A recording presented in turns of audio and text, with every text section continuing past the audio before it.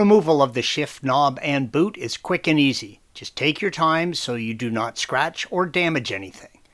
The shift knob is held in place by a collar on the bottom. On our vehicle, I could grasp the plastic base and turn it with my hand. You may need to use an adjustable wrench. Just use care not to damage it.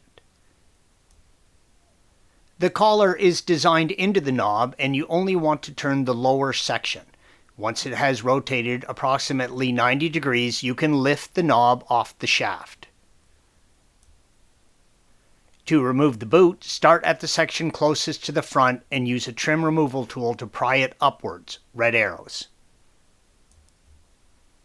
The boot pivots back where it sits in two mounts, red arrow, then lift it off the shaft.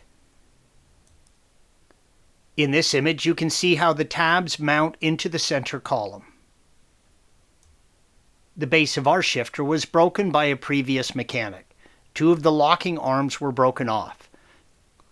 Unfortunately, on the factory shift knob, the knob and the coupler are one piece and cannot be replaced separately.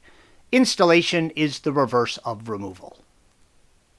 Thanks for watching.